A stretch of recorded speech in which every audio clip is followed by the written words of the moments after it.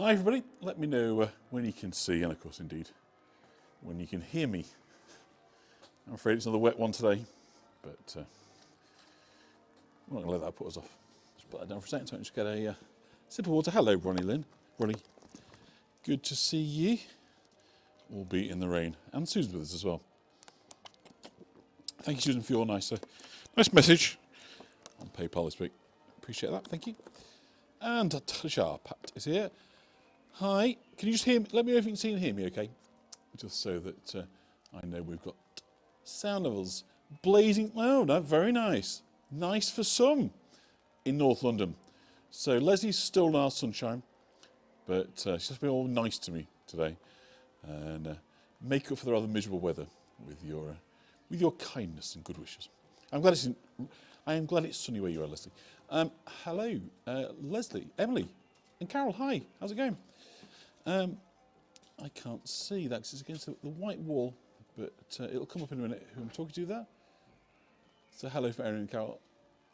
Brilliant, you can see and hear us. That's brilliant. Something designs, actually. Lilac Daisy's Designs. Is that right? Hello, Marlena. Thank you very much for your generous support. Much appreciated. Hope you enjoyed all things May Day related. So yeah, I've positioned it wrong because you're against. If we turn you around, put you against this door, so I can get the chat on there. Oh, well, no, that's use your brain, young man. Right, there we go. That's better. Adrian is from Boston. Hello, Adrian. No son. Deborah Harson's ready. Hello there. How's it going? Lovely to have you on board. So let me now see what. Read it out properly. So it's Lilac Daisy's Designs. How lovely. Tell us about Lilac Daisy's Designs. I've got a couple of minutes before I go live. So hello, Tris. Thank you, as ever, for your support. Do M&M, good day. Give everybody an idea of what it is that you do at Lilac Daisy's Designs whilst we just wait for people to come on board. Hello, Diane Reid. Lovely to have you on board as well. It's a shame we're in slightly wet weather today, but not to worry. We're not going to let that worry us. We don't let the weather get in the way. And Martin James Kelly from Canada. Hello, Martin. Good of you to have us. Good of you to join us, rather. Not have us. It's awful, isn't it? Good of you to have us. So, I missed the tour when you were saying thank you. Oh, okay. That's okay. Let me try and do that. Move you back onto the door so I can see. There we go. Hello, Laurie JH. Lovely to have you on board. And so I think we're about 5 o'clock. So, no Mrs. John today. M&M is Marlena. Oh, how fantastic, Marlena. So, I think, have you changed your handle? Anyway, never mind. And Singing Cheryl is on as well to serenade us. Our chanteuse is here. So, fantastic. Okay, so I think we're going to kick off. And we're here today in King's Manor. We're starting off. And I'm going to give you a whiz round. And we're going to talk about life in medieval York. And just some sort of thoughts that have kind of, as ever, there's always different ways of telling different stories. So I'm going to try and tell a story in a slightly different way today. And it's a bit like things of contemporary things really. It's about how the rich and the powerful sort of decisions impacted really on the everyday city. So we're here inside King's Manor, which is a beautiful former royal palace, once the home of the Abbot of St Mary's. And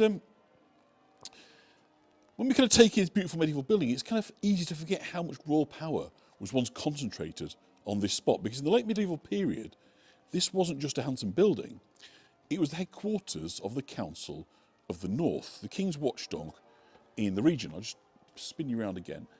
And that crest you can see up there, very faded, is the crest of the Council of the North. So in the 1470s, the man who dominated this place was Richard, Duke of Gloucester, the future King Richard III, he of Shakespearean fame.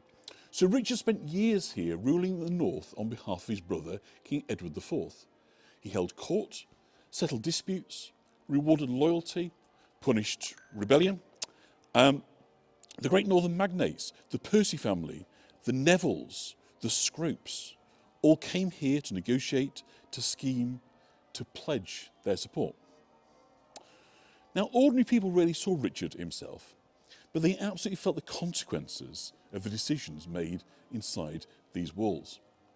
Hello, Natalie. Because royal control didn't arrive as a kind of friendly suggestion. It arrived as laws, levies, taxes, summonses. And royal generosity, such as it was in medieval England, was mostly theoretical. Now, one of the biggest burdens placed on York citizens was the cost of defending the city. We're on about defence costs, right? So York's medieval walls were expensive to maintain. So when the king demanded, sorry, let me just get through this door, my brully. It's not a very good brully for getting through doors, but it is a good one for keeping my kit dry. So when the king demanded stronger defences, new towers, repaired gates, deeper ditches, the money didn't come from royal coffers. It came from levies on ordinary people. If you lived here, you paid for the walls. And when danger came, you didn't just trust. You didn't have to just, tripping over words. When the danger came, it wasn't simply a case of funding the defences, you had to man them too. So we're going to head up, have a little walk on the walls. It's a rather rainy day. And we're going to talk about the kind of obligations. So starting at the top there, we've got kind of royal control imposing laws, levies. That's devolved regionally to King's brother in the north. So we've got the Council of the North is imposing royal control. But that's still kind of distant. So now we're going to kind of move on to more of the kind of city control. And of course, that first of all starts with its defence. So when the king looked north and talked about controlling Scotland, the reality for the people of York was simple. They paid for the walls, they manned the walls, and they lived with the consequences of every royal decision. And that brings us to our kind of next chapter, if you like. Because when medieval kings tried to dominate Scotland, York found itself in the front line.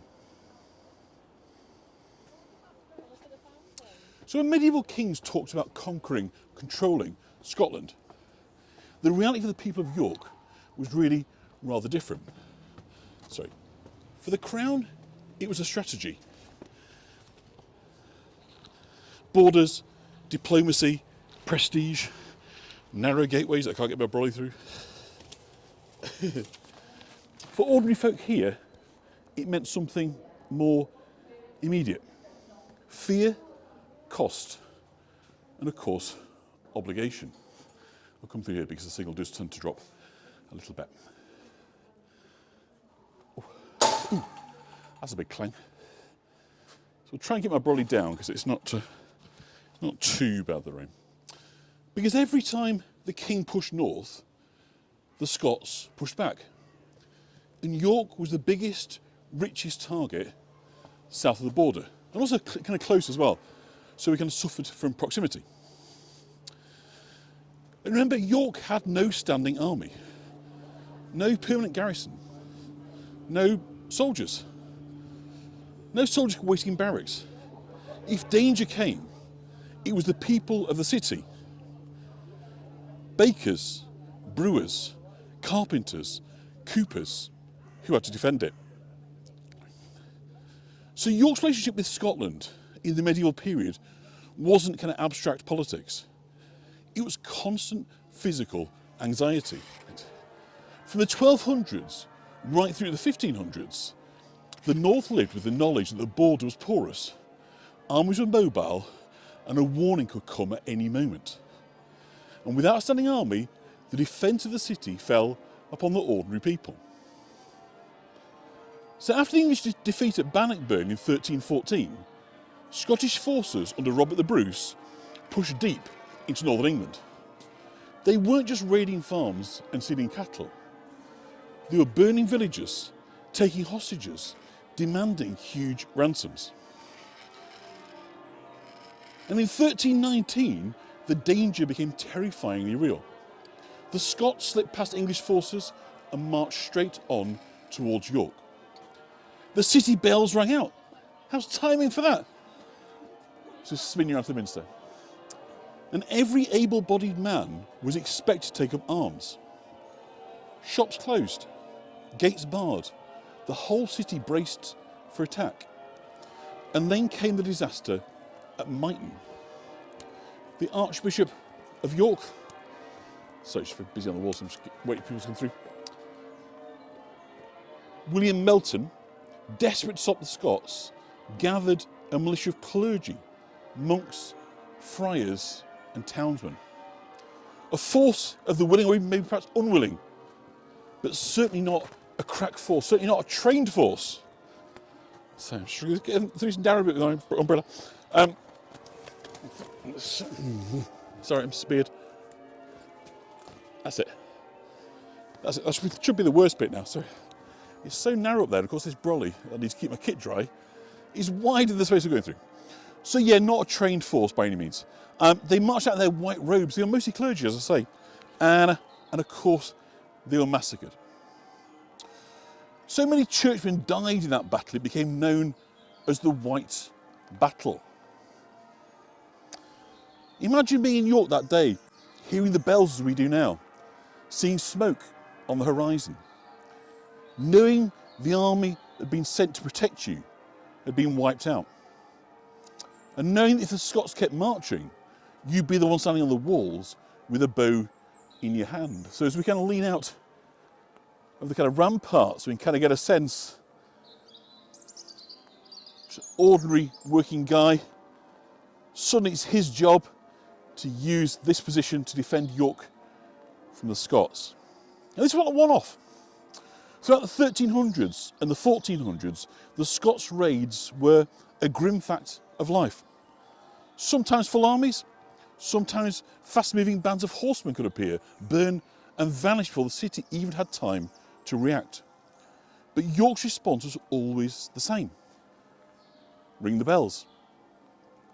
Muster the citizens. Pray the Scots turn back. And because the threat was so unpredictable, the city had to maintain a constant state of readiness. Watchmen posted on the walls every night. Gates locked at curfew. Citizens expected to keep weapons in their homes, not for hunting, but for defence. And this is the world we're walking through right now. A world where the walls weren't just a symbol, they were a lifeline. A world where the safety of York depended not on soldiers, but on bakers, brewers, carpenters and coopers. In a world where the line between everyday life and sudden danger was very thin. Thank you, Nathan, it's very kind of you. So as we walk along the walls, we'll start looking out across the rooftops when we get around this corner. But obviously we're in spring now and we've got lots and lots of greenery. But in the 1400s, these streets were full of men tied to powerful families. The Percys, the Nevilles, the Scropes, the great northern magnates who controlled this land, justice and military power. And when those families fell out with each other or with the king, it wasn't just noblemen who suffered. They called on their tenants, their retainers, their kin, and ordinary Yorkshiremen. All were dragged into the conflict. York became a political prize in the War of the Roses. Armies marched through the region. The city prepared for sieges, reinforced the gates, kept the walls manned. And again, it was the citizens who stood here on these very stones, defending their homes. This wasn't a world where you could say no. If your lord called you, you went. If the city summoned you, you turned up. Military service wasn't a choice. It was an obligation woven into everyday life. And then came Towton. Thank you, Marlene. Just a few miles from here on Palm Sunday, 1461, the armies of Lancaster and York met in a snowstorm. It was the largest and the bloodiest battle ever fought on English soil. Around 50,000 men took part, and perhaps some say up to 20,000 died. The snow turned red, bodies piled in drifts. And in a kind of shocking break with tradition, the order was given: no prisoners. Men who surrendered were cut down. Those who fled were hunted across the fields. The survivors staggered back towards York, wounded, frozen, traumatised. Imagine standing on these walls watching the remnants of that army limp back into the city. The fear, the grief, the uncertainty. Towton wasn't just a battle, it was a catastrophe that reshaped the whole region. And again, it was ordinary people who paid the price. So we're now looking down the length of the wall there, and we see below us the ditch, the moat area. I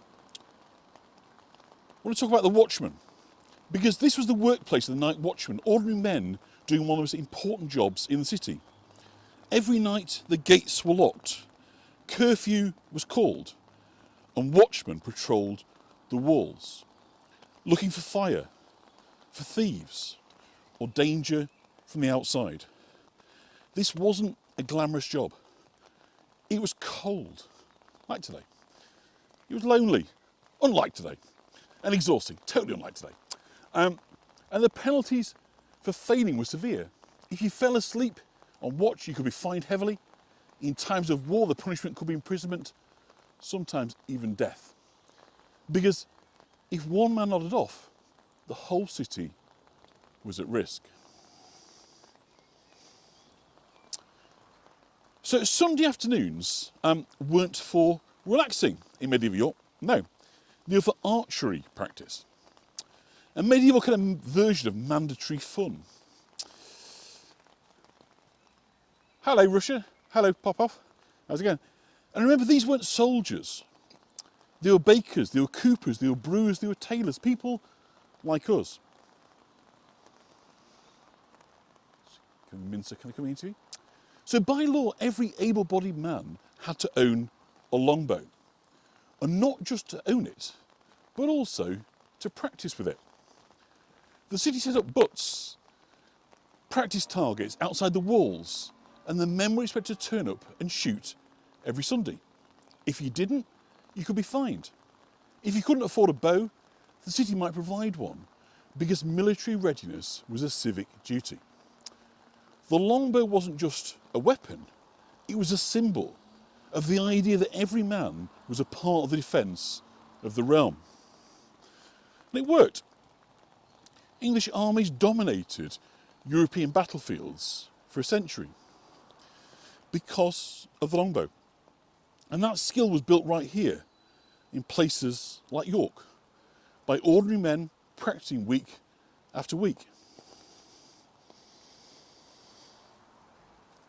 So as we walk this stretch of wall, think about what it represents.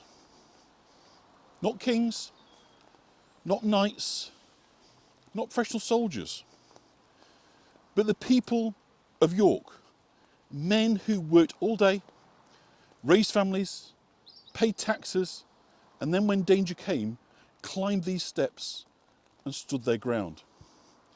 This wall is a monument to civic duty, collective responsibility, and the idea that the safety of a city rested on the shoulders of its citizens. Good missile, I like that. So we're just going to come to this end section. Of course, I'll give you the view of the Minster. I'm trying to keep going a little bit because we've got a rather nasty rain. You can see the grey skies now, but I like that, a nice sourdough, yeah. Chuck bread buns at them off the walls. And of course, it wasn't just arrows. You know, there's all manner of things, projectiles that you could be throwing across. So, you know, that might be things like stones. Hot gravel, that was kind of popular one. So heat gravel up in big barrels and kind of tip it over. It's great because there's lots of it, so you don't need much hot gravel to to take your mind off things. Boiling water, hot oil. You know, so there's lots and lots of kind of variety. You really kind of mix it up a little bit in terms of what you can do when it's your job to be peering over here and trying to keep that lot out of the way. So yeah, I'm not sure that sourdough was a commonly used one, but I dare say it could have had its place. To keep it overbaked and look at those flowers. Aren't they beautiful? Look at that. Let's try and frame that. Let's try and get a shot there for you. I've always got time for a photograph, right? How is that? Actually, that. How's that? That would have got postcard of the week one time, wouldn't it? In Hey Go days. There we go. So we're just going to come off the end of the walls, and then we'll go and talk and walk around the Minster. Hopefully it's not raining, and I can get rid of this blooming brolly and just focus on. You hear that scraping sound? That's my brolly trying to negotiate through a space that's really too small for it. You want to come through?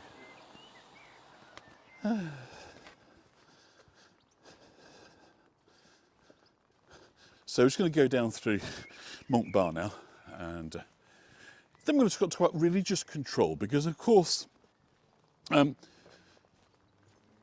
know, the military fear was one thing, and military duty, but there's a power that's greater than kings, and that, of course, is the power of the church. And it's worth reminding, I know I've said this, and everybody believed that the focus of this life was to attain salvation in the next. So whatever this life threw at you was far less scary and far less ultimately important than what was going to happen in the next life. So I'm just going to take my brolly down, then we're going to whip down, talk about how one likes to be a pikeman, buffer, because we went down that spit and there's basically no signal. Buffer, because we went down that spit and there's basically no signal whatsoever. Stone that old does not allow for. So we should be back by now. So yeah, just repeating Alex's question there, was just saying yes, of course there were slight differences in military service. If you're highborn, you'd be trained to be a knight, fighting in armour and horseback.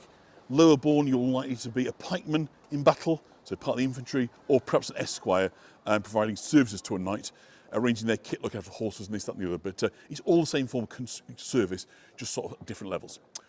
Good. So, okay, so we're talking then now about a power that's greater than kings, and that, of course, is the church. So royal authority kind of reached into York from a distance through councils, taxes, levies, but the church reached into people's lives every single day. From the moment you woke, said a few bells on this already, the days wasn't optional. Days wasn't optional. The church didn't just guide your soul, it regulated your schedule. And then there were tithes. Every household owed a tenth of its produce or income to the church. A tenth of your grain, a tenth of your wool, a tenth of your grain, a tenth of your wool, your eggs. They dealt with adultery, gossip,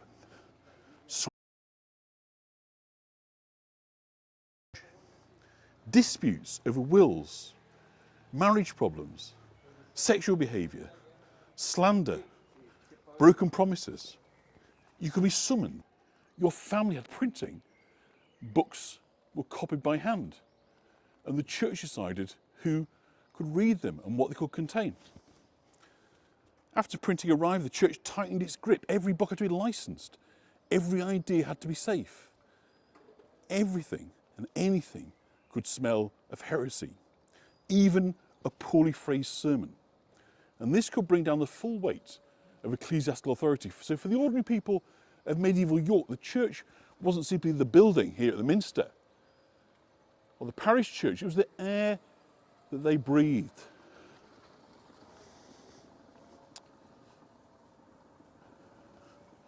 But there's another kind of power as well that could descend on you without warning. A power that didn't care about your status, your piety, or indeed your connections. A power that terrified rich and poor alike. And that was disease. So I want to begin this part of things, which I've timed rather well, I think, outside the plague house.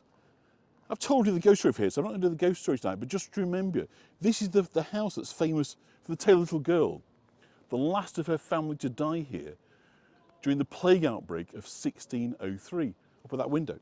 So a story is often told as a ghost story, but in truth it reflects something much more real. Countless people in York suffered exactly this fate, as the authorities desperately tried to control the spread of disease. Because plague wasn't a single tragedy, it was recurring terror, a shadow that returned again and again across the centuries. The first great blow here came in 1349, when the Black Death reached York. It tore through the city at astonishing speed. Whole households vanished in days. Parishes were half emptied. Trade collapsed. Fields went unharvested. Some estimates suggest that a third to a half of the population died. Every street changed. Every family was touched. And then just 12 years later, in 1361, the plague returned, the so-called children's plague, because so many of the dead were the young. Those that had been born after the first outbreak and had no immunity to the plague. For the parents that had survived 1349, this must have felt like the world was ending all over again. And it didn't stop. The plague came back in the 1370s, the 1390s, the 1430s, the 1470s. Every generation lived with the knowledge that the next outbreak was not a question of if, but when. Even in the early modern period, the terror continued. In 1603, plague struck York again, and the death toll was catastrophic. Thousands lost, whole parishes hollowed out, a city economy buckling under the strain. And for many families, it was the worst outbreak they'd ever known. And this is why the city's sort of public health controls were so severe. When plague appeared, houses were shut up, doors were nailed closed, windows barred, whole courtyards closed down, a warning mark painted outside, a watchman stationed to keep everyone in and everyone else out. Imagine the city nailing your door shut, not because you'd done anything wrong, but just because your neighbour had sneezed. So healthy or not, you were trapped inside with the disease. You couldn't work, you couldn't trade, you couldn't earn, yet the rent still had to be paid. The tithe still had to be found. Fear shaped everything. Fear of the disease, fear of the authorities, and fear, of course, of what came after death. Because when the plague swept through the city, when the bells tolled constantly and the neighbours vanished overnight, the threat of eternal damnation felt closer than ever.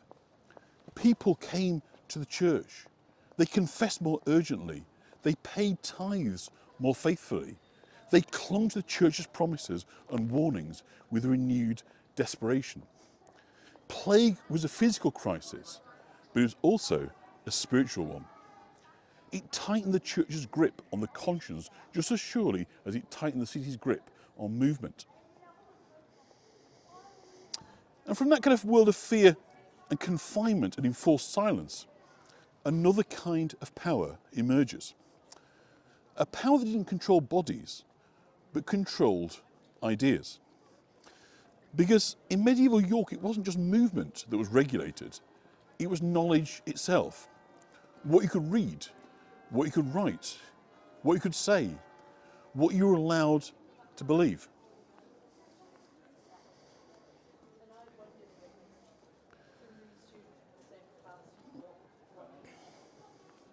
So if the church tried to control what people believed, and the city tried to control what people did, there was still one realm that was harder to police. What people talked about. Because even in a world of censorship, licensing, and strict moral oversight, ideas had a habit of slipping through the cracks. Printing, though, changed everything. Before the 1470s, book was slow, expensive and tightly supervised, copied by hand. But once the presses arrived in England, ideas could move faster than the authorities could contain them. A single press could produce dozens of pamphlets in a city. Cheap, portable, easy to hide. Most were harmless. Sermons, almanacs, miracle stories, ballads, but some carried sharp edges. A pamphlet criticising a priest, a satire aimed at a civic officer, a rumour about corruption, a theological argument that didn't quite match official doctrine. The church tried to license every text. The city tried to regulate every printer. But one truth is simple. Once printing existed, control was never absolute again. And ideas didn't just travel on paper, they travelled in voices. In medieval York, power wasn't democratic in a modern sense, but it wasn't hidden either. The Commons, as in like a House of Commons, a select group of freemen gathered in public assemblies to watch their leaders swear oaths, read out the town's accounts, justify their decisions. It was politics as performance, a kind of medieval transparency where people's power came from watching, remembering, and holding officials to their promises. These gatherings were carefully choreographed, but they weren't silent. A murmur from the crowd could shift the mood. A raised eyebrow could signal disapproval. A shouted objection, rare, yes, unheard of, no, could force an alderman to issue a clarification. And even when the assembly stayed orderly, the real conversations happened afterwards, in the taverns, in the workshops, in the alleyways, in the guild halls, in the queues at the bakehouse, in whispered huddles behind market stalls, than the plague. Especially if it involved dissected over an ale, with someone quietly suggesting that he'd strayed too close to heresy, or too close, perhaps, to hypocrisy.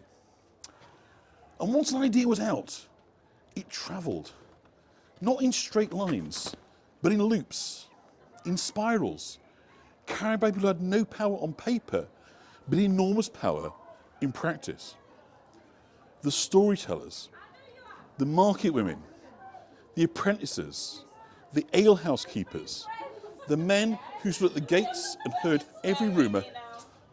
What are we doing? Hang on. Yes, the guys who stood on the gates heard every rumour coming into the city. And this is kind of the weakness, ultimately, of any form of control. You can license books, but you can't license conversations. You could punish heresy, but you couldn't stop people thinking.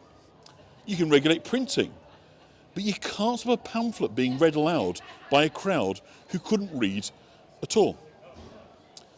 And so even in a world of kings, councils, churches, plague, regulations, ordinary people still found ways to encounter new ideas, sometimes openly, sometimes quietly, sometimes dangerously.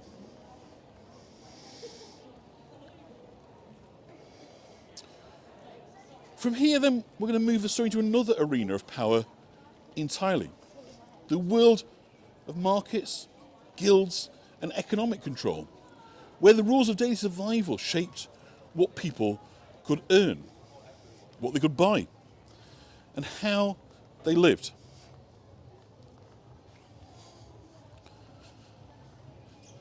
If ideas could slip through the cracks, money rarely did. Because in medieval York, the most immediate form of control wasn't spiritual or political, it was economic. And nowhere was that clearer than in the price of food. So we're going to head into everyone's favourite, the shambles. But the shambles wasn't just a street of butchers. It was a regulated machine built to keep the city fed and to keep the authorities firmly in charge. Meat was expensive. You let me cross? Thank you, sir. Across the road there, yeah. But it's also volatile. And of course, the price of meat linked to harvests. In bad years, there's food for the cattle is more expensive, there's less hay, straw, so prices go up. So prices can be volatile, then as now. Food inflation, a very real thing. Too expensive, and the poor starved. There's no welfare state, of course, but too cheap. Get a glut, and the butchers collapse. So the city has to step in. Officials inspect weights and measures. They check quality. They set maximum prices. They find anyone who cheated, stretched, watered down, or passed off good cuts as bad ones. Though quite how you kind of water down meat is a mystery best left, I think, unexplained. So we're going to move on from that one.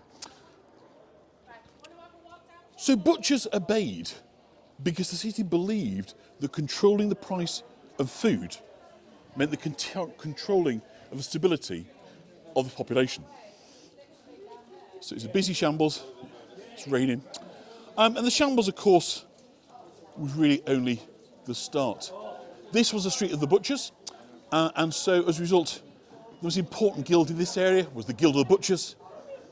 The Guild of the Butchers was very, very well known for its role in the Passion plays, the mystery plays, of doing the crucifixion play with buckets of blood. They kind of made it an absolutely horror fest, portraying the torture and execution of Christ. Very popular, right at the end of the plays, late at night, people were drunk. So the Guild of the Butchers were very much kind of exposed to the blood and guts, the reality of the world. But nonetheless, they were still dressed up in their robes as a guild.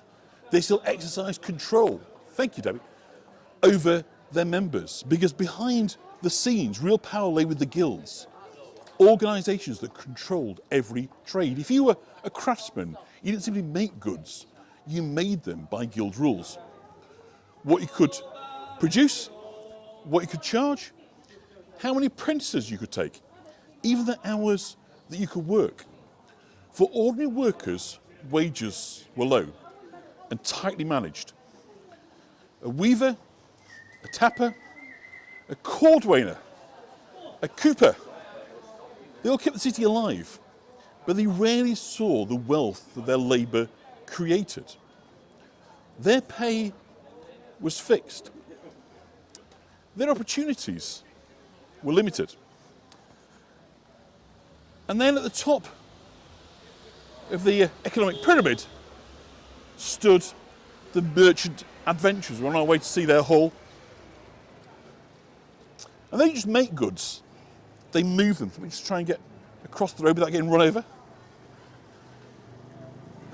That's lovely Thomas Herbert House. I was promised dry weather by BBC. I feel really rather short-changed with this weather today. I'm not at all happy with it. Shall we go that way or this way? I think we'll go this way. We're probably going to get more trapped down that way. So most adventurers controlled ships, the routes, the overseas markets. These guys bought cloth, wool, leather, and metalwork. And they bought it, importantly, directly from the local producer, the artisan.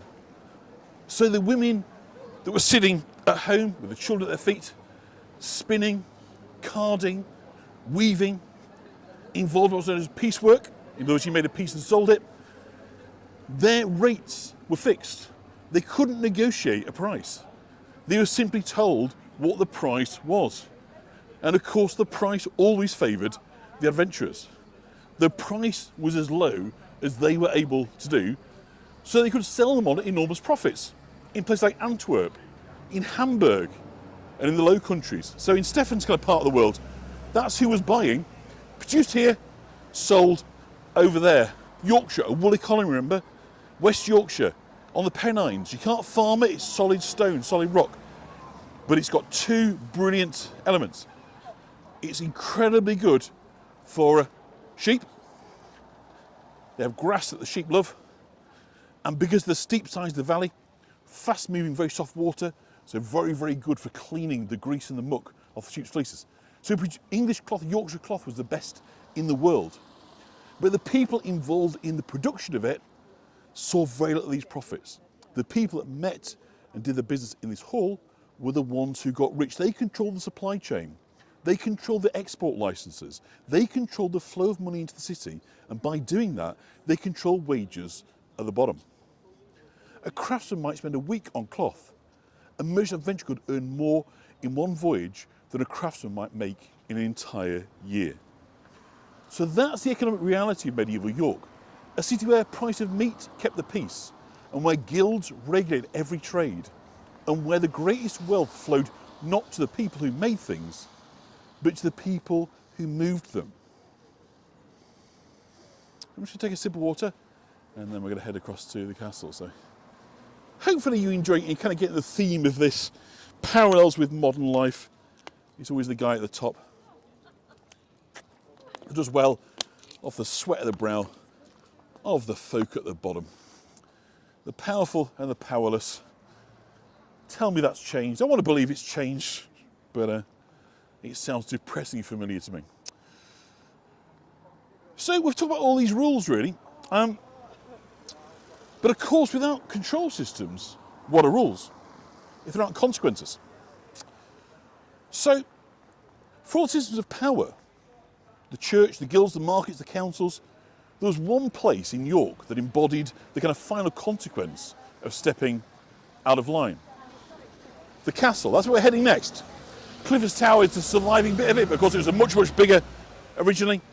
And of course, originally the castle would have contained all manner of things that are not there today, including, of course, courts, prisons.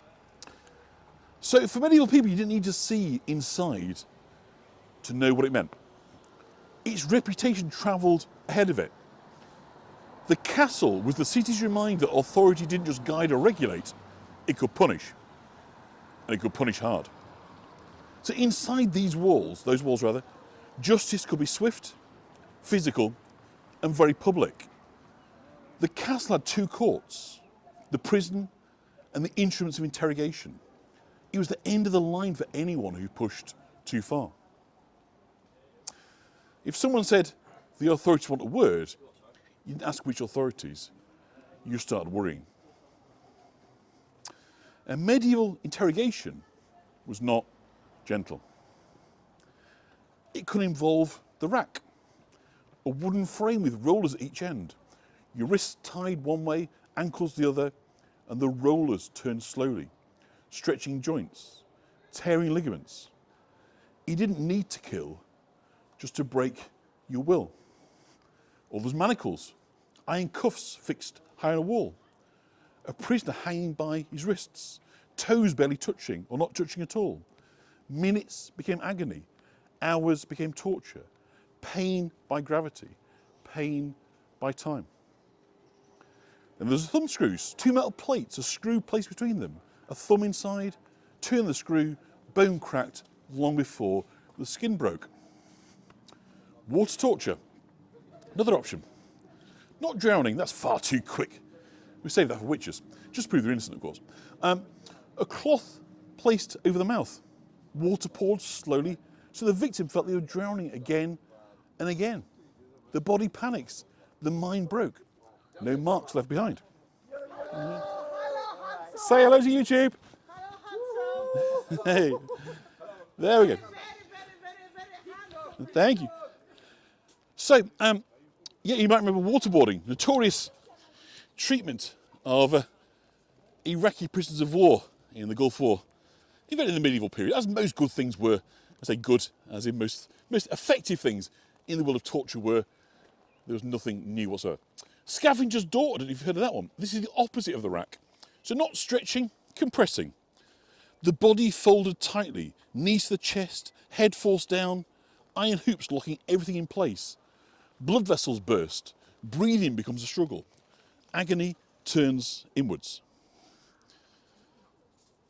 And these methods weren't used on everyone, but the fact they existed at all was enough. Fear did most of the work. Now, punishment was designed to be seen. So torture, the preparation, that's the interrogation. Punishment was public. Hands cut off for theft. ears nailed to the pillory, tongues split for false witness, branding irons marking the skin, whippings carried out in the streets, and the victim tied to a cart and dragged past their neighbours. The message was simple. Step out of line and the city will make an example of you. So just as a kind of reminder, we're going to have a little look, just because it's so nice, at the 18th century prison buildings. But these are just kind of nicer, slightly more modern, although still 300-year-old, version of the medieval courts and prisons that were here, because that was the point of castle. When the castles were put in, and castles were introduced by William the Conqueror, 1066, he conquered England, and then to hold this overseas territory, he built a network of castles across it. So castles hadn't been seen in England before this. You had wooden forts and everything, but castles was new. And a castle was a garrison, so a place for your soldiers, but also a place to detain, torture your enemies, a place of execution, a place of justice, administration. There's all these kind of purposes. So the castle was much, much bigger. That's just simply the central keep, the sort of secure area in the centre. It would have surrounded this entire area. So we're in the kind of castle area. So we're looking now at an 18th century prison. But it's the same idea. Prison in the 18th century, prison in the 15th century was the same. It wasn't for mercy, it was for waiting for trial, waiting for payment, waiting for judgment. And the castle's prison carried a deeper meaning. So castles, I say, were a French invention, the symbol of domination imposed upon the landscape. And the French had a certain kind of word for a cell. If you've heard of this before, it's called an oubliette. And an oubliette means, in French, to forget. A pit in the ground, a trapdoor above. You were lowered in or dropped in and left. No light, no space, no hope. But even the ordinary cells were grim, cold, cramped, airless, filthy. A debtor could rot for months. A thief could wait until a court sat. A woman accused of slander could be held until she agreed to public penance. The castle didn't need to kill you, simply to destroy you. But of course it was also a place of execution, and they could kill you. Hanging was the standard punishment for the crime City feared the most.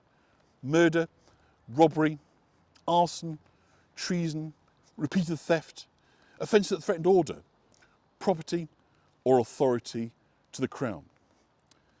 So executions were public because they were meant to be remembered. Crowds gathered not for bloodlust, but because they understood the message. This is what happens when you challenge the system. So the castle didn't need to be seen to be felt. It's a power that lived in rumour, in memory, in the stories parents told their children to keep them safe.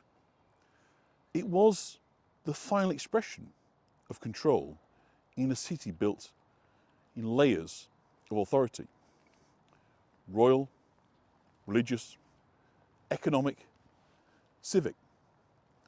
So as we're kind of walking around the castle now, this is the place where all these powers converge. This is the temporal powers, the spiritual powers, of course, in the church, the minster, but the temporal powers, the earthly powers, were here. And this is where the consequences of any defiance were carved into the lives and, of course, the bodies of ordinary people.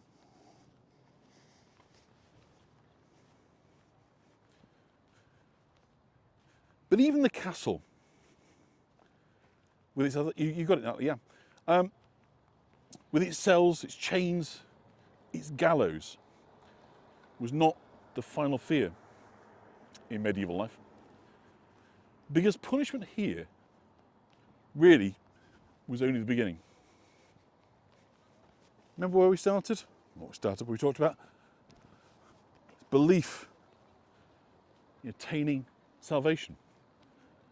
So there's a very, very cruel form of double punishment at play here, ladies and gentlemen. Hello, Pauline. Whereby not only could you be punished for your sins in this life, and of course that could involve losing your life, but it also condemned you in the next life. So every sin, every defiance was believed to follow you beyond death, into a place where no lawyer, no alderman, no guildmaster, no wealthy patron could advocate on your behalf. Nobody could intercede apart from the church. And at the moment of death, the medieval imagination saw a reckoning, a judgment day. St. Michael the Archangel standing with a pair of scales going across the road. So we'll come across here. Are you familiar with the idea, the scales? So St. Michael places your sins on one side of the scales, your good deeds on the other, and no one knows which way the balance will tip. If it weighs on behalf of your sins, the very best you can hope for is a lengthy stay in purgatory. The worst, of course, is being conveyed straight to the very gates of hell. Conversely, if your soul, if your good deeds were light as a feather, you'd go the opposite way to heaven. But nobody would know until the last moment. So how could they take a chance? Demons whispered accusations. Angels argued back. But ultimately, it was a verdict without an appeal. If the scales tipped the wrong way, the soul fell not into darkness, but into fire. Where did they bury the remains, with or without a head? It's interesting, Susan. If you're talking about people that had been done for mortal sins, those that broken the Ten Commandments, so murderers, then they'd be buried in unconsecrated ground. There was no way back for them. It was beyond redemption. It's automatic place in hell. If you'd been guilty of a sin and executed for something that wasn't a mortal sin, then there was a way back. So, for instance, if you remember, the other week we had Dick Turpin, who was buried in even though he was guilty of theft, he wasn't guilty of murder, and so he was able to be buried in church grounds. So, depending on what you're executed for. But I say, if the scales fell the wrong way, that was it.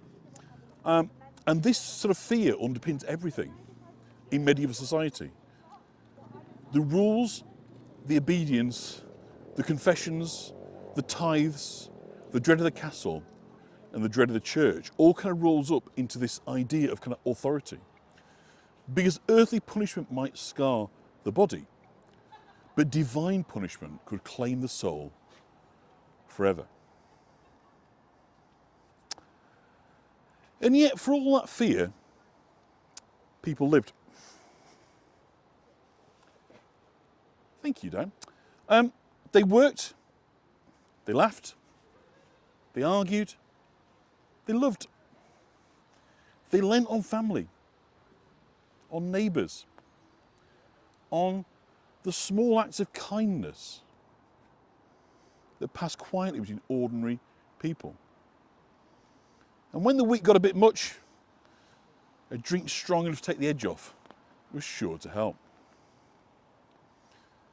Because even in this kind of tightest systems of control, life found a way to slip through the cracks.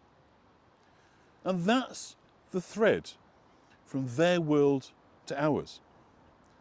The powers above may change, but the people stay like us, sharing the same experiences, separated only by time. And I think the flow of a river is always a beautiful visual metaphor for time. It never stops moving. The same river that was moving through York in the medieval period is in front of us now.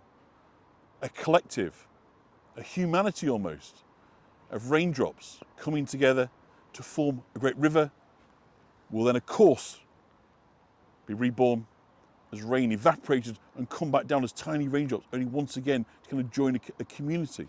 So this endless circle. We tend to think of time in a linear way. We encourage to think about years, decades and centuries. But what is time? Time is simply a measure of how long it takes for us to spin our own axis and for the Earth to orbit around the sun. There is no linear concept of time. Simply that's how we make sense of the world.